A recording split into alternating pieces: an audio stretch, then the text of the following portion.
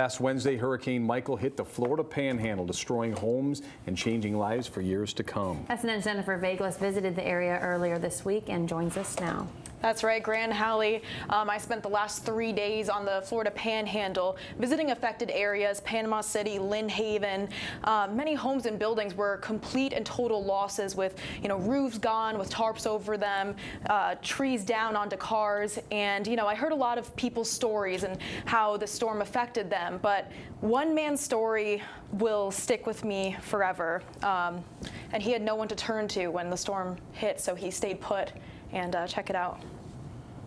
Bill Turner celebrates his 10-year anniversary, living in his Panama City home this month. But he never thought his yard would look like this. I'm still a little, so if I have trouble speaking and something, I'm also a little wobbly, so you shouldn't worry. Last week, staying put while Hurricane Michael pummeled through the Panhandle. Well, I didn't know where to go.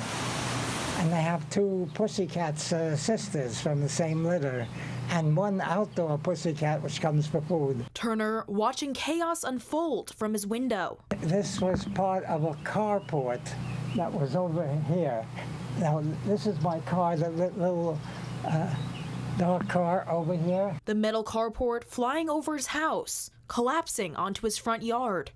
Do you feel like you're lucky to be alive right now? Oh, well, I also am a veteran, so that I was in the Korean conflict. With no friends or family nearby, without power and cell service, Turner turned to his neighbors. If there's anything good about what's happened here, is that I'm meeting people I should have met a long time ago. The floors were covered with debris.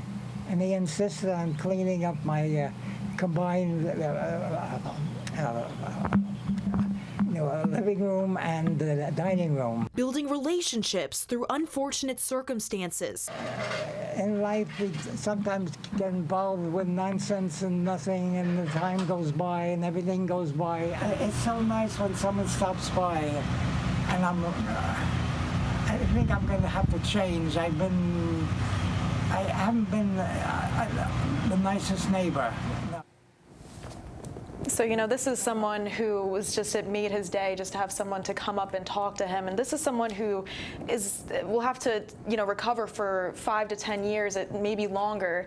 And something that I noticed just with all of this is that these people are going through so much and they have so little, and yet everyone was willing to strike up a conversation and talk to you, offer you a cold bottle of water when they have a tree through their roof. So pick up his house, just everything. Exactly. It's a lot to take on. So I just wanted to show you some B-roll of, his neighborhood here. There are houses that you can't even see the actual houses because there's trees falling everywhere.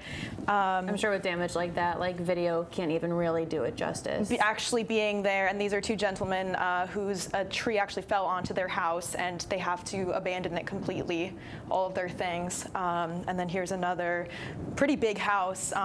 No one is there anymore. It's completely abandoned. And that man you met, the older man, just how grateful he was just to have you come sit on his porch and so happy. Right. And that smile when his yard and his house look like that, it really kind of gives you perspective as to, how sometimes our problems aren't really problems. Right. And, it's one thing, being out there, but it's also another thing taking it all in. I reached a point where it got almost emotional for me because I realized that this could have happened to us when Irma struck the Suncoast. This could have very well been us. And these people, some of them didn't have enough time to prepare or evacuate, or they underestimated the severity of the storm. So now a lot of them are left without cell service.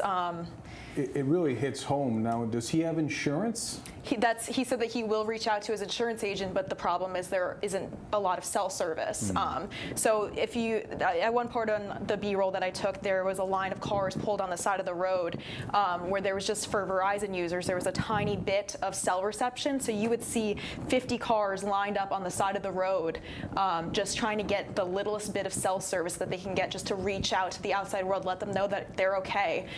Things that we take for granted. Exactly. Yeah. So it's definitely something to take into account. And if there's anything that I want anyone to take away from this, is that if you know anyone who went through Hurricane Michael, whether it's the flooding in Texas or any type of devastation like this, reach out to them. If they're your third cousin, someone who you haven't spoken to in years, because it might mean the world to them to have someone check in on them and see if they're okay. Awesome. Thanks for that Thank great you so much, report. Jennifer. Yeah.